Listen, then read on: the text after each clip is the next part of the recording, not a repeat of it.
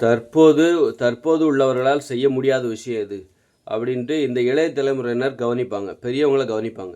இவங்களால செய்ய முடியாத விஷயம் எது அப்படின்னு பார்க்கும்போது, இவங்க வந்து எல்லாத்தையுமே பணம், ஆடம்பர கார் எல்லாமே பண்ணிட்டாங்க. அப்போ இவங்கள ஜெயிக்கிறதுக்கு இந்த ஆடம்பர வாழ்க்கை, பணம் சம்பாதிக்கிறது, இதிலெல்லாம் இந்த பெரியவர்களை வெற்றி பெறவே முடியாது. அந்த அளவுக்கு அவங்க வந்து ஒரு எல்லையை தொட்டுட்டாங்க அப்படின்னு இந்த இளைய தலைமுறையினர் வந்து பெரியவர்கள் எதை சாதிக்கவில்லை அதை சாதிச்சு காட்டணும். அவங்களால முடியாத ஒரு விஷயத்த நம்ம சாதிச்சு காட்டணும் அப்படின்ட்டு இந்த இளைய தலைமுறையினர் வந்து பெரியவர்களை கவனிக்கிறாங்க. கவனிக்கும்போது அவங்களுக்கு கிடைச்ச ஒரு வழி என்னென்னா, இந்த பெரியவர்கள் வந்து உறவு முறையில் பலவீனமாக இருக்காங்க. உறவுமுறைகளில் இவங்களுக்கு வந்து இவங்க சாதிக்காத, இவங்க உறவுமுறைகளில் சாதிக்கவே இல்லை, பெரும்பாலானவர்கள் காதலிக்கவே இல்லை, நேசிக்கவே தெரில, இவங்களுக்கு ஒரு நண்பர்களோட ஆடி பாடி சந்தோஷமாக வாழ தெரியல. இதுதான் இவர்களுடைய ஆனால் இவங்க வந்து ஒரு பெரிய கோடீஸ்வரர் ஆகிட்டாங்க, பெரிய பெரிய வீடுகளை கட்டிட்டாங்க, காரு பங்களா எல்லாமே வச்சுட்டாங்க. அப்போது இந்த பெரியவர்கள் சாதிக்காத இந்த ஆடம்பர வாழ்க்கையை அடிப்படையாக கொண்டு பெரியவர்கள் சாதிக்காத விஷயமே இல்லை. ஆடம்பர வாழ்க்கையை அடிப்படையாக கொண்டு பெரியவர்கள் எல்லா விஷயத்தையும் சாதிச்சிட்டாங்க. அப்போ அந்த சின்னவர்களுக்கு வந்து கவனிக்கிறாங்க. இளைய தலைமுறையினர் வந்து இந்த பெரியவர்களை கவனிக்கிறாங்க. பெரியவர்கள் இந்த நம்மளை விட பெரியவங்க சாதிக்காத விஷயம் எது, அவங்க சாதிக்காத ஒரு விஷயத்தை நாம் சாதித்து காட்டணும். அது என்னவாக இருக்கும் அப்படின்னா, அதுதான் கண்டிப்பாக இந்த உறவுகள், நட்பு, காதல். சும்மா அதான் பாருங்கள், பெரிய காதல். அது மாதிரி வந்து பெரியவர்களால் சாதிக்க முடியாத ஒரு விஷயம் என்னென்னா, பிடிக்கலைனாலும் வாழ்ந்துடுறாங்க, பிடிக்கலைன்னா பிரிய மாட்டேன்றாங்க. இதை வந்து இந்த இளைய தலைமுறைன்னு சாதிப்பாங்க. ஒரு பிடிச்சு கல்யாணம் பண்ணால் கூட அப்புறமா வந்து ஒன்றை விட இன்னொன்று பெட்டராக தெரியும் போது ஏற்கனவே கல்யாணம் பண்ணவங்கள பிரிவாங்க. இந்த பிரியறது இருக்குல்ல, அது இப்போ முடியாது பிரியக்கூடாது, அது வந்து கஷ்டன்றாங்கள, பிரியக்கூடாதுன்றாங்கள, அது வந்து பிரியக்கூடாது அப்படி பயமுறுத்துறாங்கல்ல, அது முடியும், எங்களால் முடியாதுன்னு நீங்கள் சொல்கிறீங்க, நாங்கள் முடிச்சு காட்டுறோம் அப்படின்ற. அதாவது ஒன்றை விட ஒன்று பெட்டராக போகிறது எனக்கு, அதாவது அது ஒன்றும் தப்பு கிடையாது. எனக்கு இவங்ககிட்ட கிடைக்கிற அன்பை விட இன்னொருத்தட்ட எனக்கு அன்பு அதிகமாக கிடைக்கிற மாதிரி இருக்குது, இன்னும் சந்தோஷமாக நான் இருக்கிறேன், மகிழ்ச்சியாக வாழ்றதுக்கு தான் நான் பிறந்திருக்கேன் அப்படின்னா, இவங்ககிட்ட கிடைக்கிற மகிழ்ச்சியை விட எனக்கு இன்னொருத்தட்ட இன்னும் அதிகமாக கிடைக்குது அப்படிங்கும்போது அதை நோக்கி தான் போவாங்க. அதில் என்ன தப்பு இருக்குது? உங்கள்கிட்ட ஒரு கம்பெனியில் வேலை பார்க்குறீங்க, 10,000 சம்பளம் தராங்க, இன்னொரு கம்பெனியில் 20,000 கிடச்சா நீங்கள் போக மாட்டீங்களா? போகிறது என்ன தப்பா என்ன? அது மாதிரி தான் வந்து ஒரு காதலில் கூட, ஒரு காதலில் எப்படி ஒருத்தரை பிரேக்கப்பு சகஜமான விஷயமோ, காதலில் பிரேக்கப்பை எளிதாக எடுத்துப்பாங்க, அது சாதாரண விஷயம். அப்படி அதே நேரத்தில் திருமண உறவில் ஏற்றுக்க மாட்டாங்க, திருமண உறவில் விவாகரத்துக்கு அவ்வளோ தடையாக இருக்குது. அப்போ இதையெல்லாம் சாதித்து காட்டுவாங்க. திருமண உறவில் விவாகரத்தை ஏற்றுக்க மாட்டேன்றாங்களே, அதையெல்லாம் சாதித்து காட்டுவாங்க. இனிமேல் பிறக்கிற பசங்க வந்து காதலித்து கல்யாணம் பண்ணுவாங்க. அரேஞ்ச் மேரேஜ் எல்லாம் பிடிக்காது அவங்களுக்கு. அரேஞ்ச் மேரேஜ் இந்தியாவில் தான், அது அரேபிய கண்ட்ரி எங்கே தான் இந்த மாதிரி சுதந்திரம் இல்லாத நாடுகளில் தான் அரேஞ்ச் மேரேஜ். அப்போ அங்கே வந்து இதில் அப்போ அங்கே வந்து அதனால் காதல் என்பது, அப்புறம் வந்து கல்யாணம் பண்ணிட்டா கூட பிடிக்கலன்னா பிரிஞ்சிருவாங்க. ஆனால் அதுலேயும் அதனால என்ன ஆகும் அப்படின்னா, இப்போ வந்து இனிமேல் வந்து பிரிவு என்பது ரொம்ப சகஜமாக இருக்கும். கல்யாணம் பண்ணிட்டா கூட பிரிவுங்கிற சகஜமாக இருக்கும்போது அப்போ நம்ம என்ன பண்ணணும், அந்த குழந்தைகள் அதனால் பாதிக்கப்படக்கூடாது அப்படின்னு ஒரு சட்டத்தை நம்ம போடணும். என்னென்னா, 8 வயசுக்குள்ளே ஒரு குழந்தைக்கு 8 வயசு ஆகிற வரைக்கும் தாய் தந்தை பிரியக்கூடாது அப்படின்னு ஒரு சட்டம். பிரிவதற்கு அனுமதி இல்லை. ஏன்னா பிரிவது இனிமேல் அவ்வளோ சகஜமான ஒரு விஷயமா இருக்க போகுது.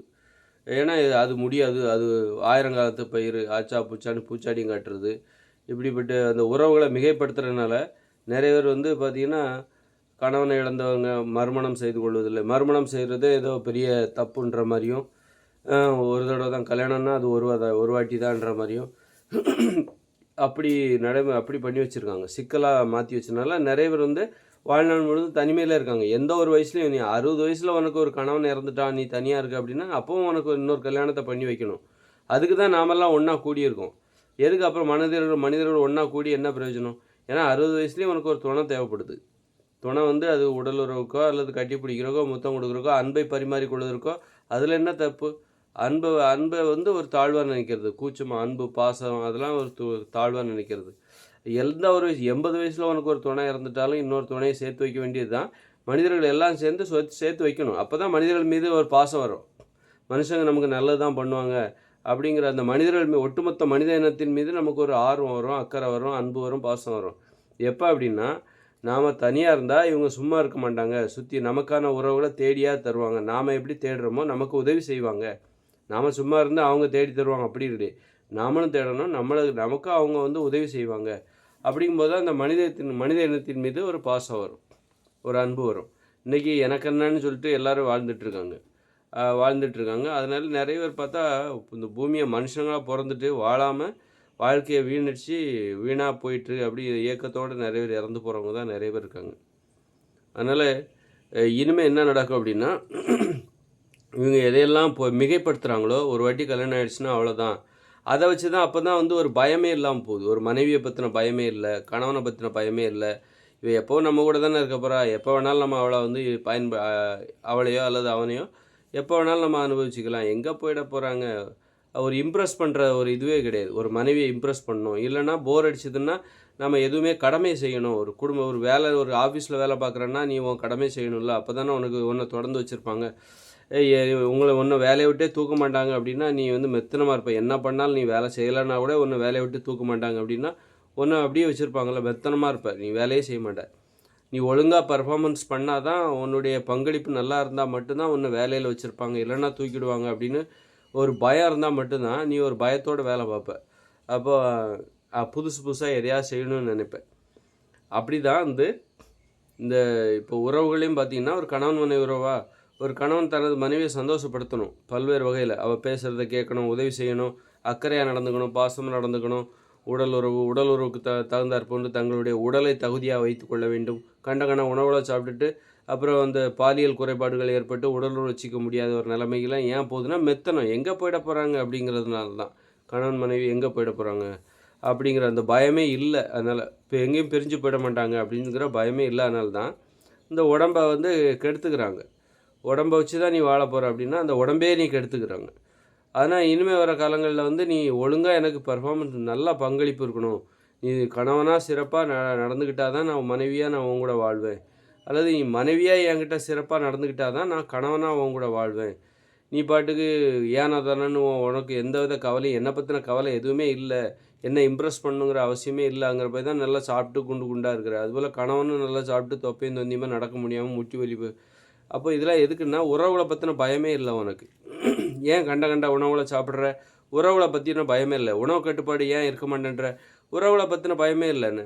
கண்ட உணவுகளையும் சாப்பிட்டு ஏன் உடம்பை பெருத்து வச்சுக்கிற, ஏன் நோய்களை வரவழைச்சிக்கிற அப்படின்னா, உனது மனைவியை பற்றியோ கணவனை பற்றியோ உனக்கு பயமே இல்லை. அவங்க எங்கே போயிட போகிறாங்க அப்படிங்கிற நினப்பு. அப்போது மனிதர்கள் வந்து உணவு கட்டுப்பாட்டை கடைபிடிக்கணும்னா அதற்கு மிக மிக முக்கியமான காரணம் இதுதான்.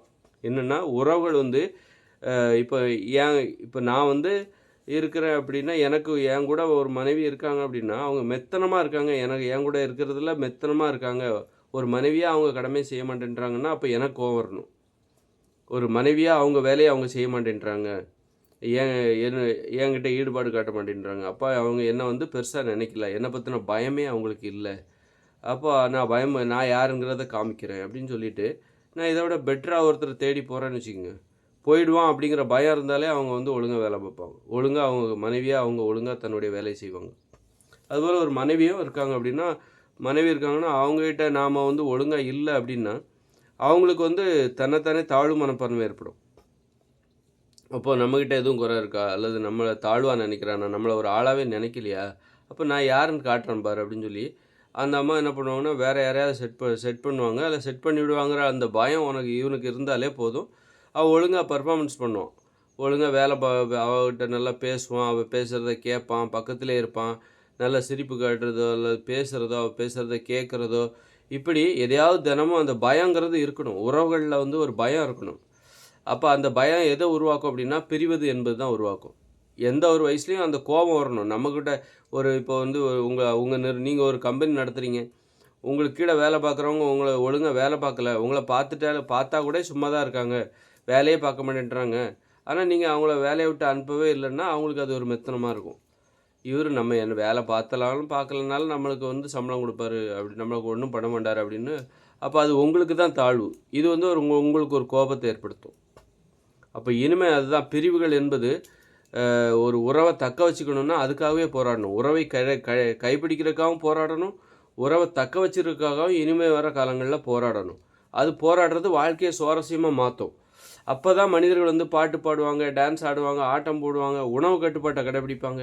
கண்ட உணவுகளையும் சாப்பிட்டிங்கன்னா உடம்பு பெருத்து போயிடும், உடற்பயிற்சி பண்ண முடியாது, ஒரு உடலில் அழகு போயிடும், தொப்பையும் தொந்தியுமா ஆயிடுவீங்க. அதனாலேயே ஏன் மனிதர்கள் எதிர்காலத்தில் வந்து உணவு கட்டுப்பாட்டை கடைப்பிடிப்பாங்கன்னா அதற்கு இதுதான் காரணம்.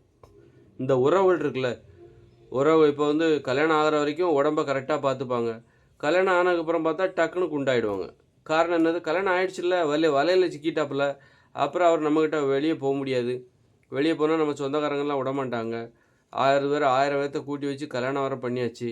அப்படி இருக்கும்போது எல்லாருக்கும் பத்திரிக்கை அடித்து கல்யாணம் பண்ணியாச்சு. அப்போ உறவுகளை விட்டு பிரியறது இங்கே முடியாத ஒரு விஷயமா இருக்குது. உறவுகள் என்பது ஒரு வலையாக இருக்கிறது. கல்யாணங்கிறதுலாம் ஒரு வலை மாதிரி இருக்குது. உள்ளே வந்துட்டால் வெளியே போக முடியாது. உள்ளே வர்ற வரைக்கும் நம்ம உடம்ப கரெக்டாக வச்சுக்கணும். உள்ளே வந்துட்டாங்களா, அந்த கல்யாணம் பண்ணியாச்சா, அதுக்கப்புறம் எப்படி வேணாலும் இருந்துக்கோ அப்படிங்கிற அந்த அப்போ உறவுகளை கைப்பிடிக்கிறதுக்காக நீ போராடுற. அதுக்கப்புறம் உறவு கைப்பிடிச்சதுக்கப்புறம் உனக்கு உறவு கிடச்சிட்டதுக்கப்புறம் மெத்தனமாக இருக்கிற. அப்படி இல்லை, உறவை நீ தக்க வச்சுக்கணும். உறவை தக்க வைக்கிறதுக்கு நீ வந்து கரெக்டாக இருக்கணும். நீ உனக்கு கிடைச்ச உறவை நீ பாதுகாக்கணும். அப்போ தான் அது உன்கிட்ட இருக்கும். நீ மெத்தனமாக இருந்தால் அவங்க உன்னை விட்டு போயிடுவாங்க. அப்படிங்கிற நடைமுறை இனிமே வர காலங்களில் வர்றது ரொம்ப நல்லது. அப்போ தான் மனிதர்கள் ஒழுங்காக இருப்பாங்க. நீ அடிமை, நான் உன்னை விட்டு பிரியவே மாட்டேன், நீ என்ன பண்ணாலும் சரி உன் கூட தான் இருப்பேன், நீ குடித்தாலும் சரி இடித்தாலும் சரி குண்டானாலும் சரி கண்டதை தின்னுட்டு தொப்பை வந்து சரிஞ்சு விழுந்தாலும் நீ என்னாலும் உன்னை விட்டு நான் போகவே மாட்டேன் அப்படின்னப்போ, உன்னை மாதிரி ஒரு மனைவி இருந்தால் நான் வந்து எதுலேயும் வந்து உருப்படாமல் தான் போவேன் அப்படின்னு சொல்லிட்டு கண்டதையும் சாப்பிட்டு அவங்க என்ன பண்ணுவாங்க, இதாகிடுவாங்க. அப்படி தான் இந்த உலகத்தில் நடந்துகிட்ருக்கு. அப்போது ஒரு பயம் இருக்கணும். இப்போ வந்து கணவனை பற்றின பயம் மனைவிக்கும், மனைவியை பற்றின பயம் கணவனுக்கும் இருக்கணும். பிரிஞ்சிருவாங்க, நம்ம ஒழுங்காக இல்லை, நம்ம உடல் அழகை ஒழுங்காக பராமரிக்கவில்லை என்றால் அவர்கள் நம்மை விட்டு பிரிந்து விடுவார்கள் அப்படிங்கிற பயம் கணவன் மனைவி இருவருக்குமே இருக்கணும். அதே நேரத்தில் ஒரு குழந்தை பிறந்துருச்சா, 8 வருஷம் கழித்து 8 வருஷத்துக்கு அப்புறம், அதாவது 8 வருஷம் சேர்ந்தே வாழ்ந்தே ஆகணும். ஒரு குழந்தை பிறந்ததுக்கப்புறம் கருவாயிடுச்சு, அதுக்கப்புறம் பிரியவே கூடாது. 8 வருஷத்துக்கு பிரிவே கிடையாது. 8 வருஷம் கழித்து தான் அந்த கணவன் மனைவி பிரிவதற்கு அனுமதி. கேட்டால் உடனே கொடுத்துடலாம், விருப்பப்பட்டால் உடனே கொடுத்துடலாம். ஆனால் 8 வருஷம் வரைக்கும் ஒரு குழந்தைக்கு தாய் தந்தை கண்டிப்பாக தேவை. அந்த இரத்த உறவு என்பது கண்டிப்பாக தேவை. அந்த தாய் தந்தைக்கும் தான் பெற்ற அந்த குழந்தையோடு தந்தையாக தாயாக இருக்கிற அந்த அனுபவம் அந்த குழந்தைகளுக்கும் தேவை. அந்த மாதிரி இனிமேல் வரப்போகிறது என்னென்னா, உறவுகளில் சாதிக்க முடியாமல் இருக்கும் இந்த பெரியவர்களை வெற்றி பெற வேண்டுமென்றால் அவர்கள் செய்ய முடியாத விஷயம் இந்த உறவு தான். உறவை நேசிக்க தெரில, எப்படி நேசிக்கணும், எப்படி அந்த உறவோட தன்மை என்ன, பிரியறதுக்கு பயப்படுறாங்க. அப்போ இனிமே பிறக்கிற பசங்க கல்யாணம் பண்ணிட்டு பிரியறது இருக்குல்ல, பிரியறது எப்போ எளிதாகும், இந்த எளிமையாக திருமணம் பண்ணால் தான் பிரிவாங்க. நீ சும்மா ஊரை கூட்டி கல்யாணம் பண்ணால் அவ்வளோ ஈஸியாக பிரிய யாருமே விட மாட்டாங்க. அதனால் பிரிவது இனிமேல் சகஜமாகும்போது எளிமையாக கல்யாணம் பண்ணணுங்கிற அந்த நடைமுறை வந்து இனிமேல் வர ஆரம்பிச்சிடும். இவனை எப்படினாலும் சேர்ந்து ரொம்ப நாள் வாழ போகிறதில்ல, அடிக்கடி பிரிகிறது வந்து சர்வசாதாரணம் நடக்குது. அப்படி இருக்கும்போது நாம் எதுக்கு பொண்ணு பார்க்கணும்? பொண்ணு பார்க்கவே மாட்டாங்க. இனிமேல் வந்து நீயே பார்த்துக்கப்பா. ஏன்னா இப்போ இருக்கிற பசங்க எவனும் சேர்ந்து வாழ மாட்டேன்றானுங்க. ரொம்ப நாளைக்கு சேர்ந்து வாழ மாட்டேன், நம்ம பாட்டுக்கு யாரையாவது பொண்ணு பார்த்து கட்டி வச்சுட்டு அப்புறம் வந்து அந்த பொண்ணு பார்த்து கட்டி வச்சு எல்லாம் மாப்பிள்ளை பார்த்து கட்டி வச்சுட்டு அந்த பொண்ணு வீட்டுக்காரங்கிட்ட யார் பதில் சொல்கிறது? உங்களை நம்பி தானங்க நாங்கள் பொண்ணு கொடுத்தோம், உங்களை நம்பி தானங்க நான் எங்கள் பையனுக்கு உங்கள் பொண்ணை கட்டி கொடுத்தோம், இப்படி பிரிஞ்சு போயிட்டாங்களே அப்படின்ட்டு சொல்லிட்டு அந்த பொறுப்பு இருக்குல்ல, இனிமேல் அதை ஏற்றுக்க பயப்படுவாங்க. இளைய தலைமுறையினரை நம்பி இனிமேல் பெரியவர்கள் வந்து இந்த பொண்ணு பார்த்து கல்யாணம் பண்ணிலாம் வைக்க மாட்டாங்க. ஏன்னா விவாகரத்து அதிகமாகும்போது, பிரிவது என்பது அதிகமாகும்போது அந்த பெரியவர்கள் வந்து அதனால் ஏற்படுற அந்த பிரிவுக்கு காரணமாக அந்த பெரியவர்கள் தான் இருக்க வேண்டியிருக்கும். அதனால் சின்னவங்களை நீ உன்னோட துணையை நீயே பார்த்துக்கோ அப்படின்னு சொல்லிடுவாங்க. அதுமாதிரி உன்னை நம்பியும் நாங்கள் பெருசாலாம் கல்யாணம் பண்ண மாட்டோம், நீ எவ்வளோ நாள் கொஞ்சம் சேர்ந்து வாழ போறியோ அது தெரிய மாட்டேங்குது, அதனால் உன்னை நம்பியெல்லாம் நாங்கள் பெருசாலாம் கல்யாணம் பண்ண மாட்டோம், நீ சிம்பிளாகவே கல்யாணம் பண்ணிக்கோ, சும்மா ஒரு 10,000 செலவில் ஒரு சின்ன சிம்பிளாக கல்யாணம் பண்ணு, இல்லை 1000 செலவில் விட சிம்பிளாக கல்யாணம் பண்ணிவிட்டு பதிவு பண்ணிவிட்டு போயிட்டே இரு அப்படிங்கிற நடைமுறையெல்லாம் இனிமேல் வரப்போகுது.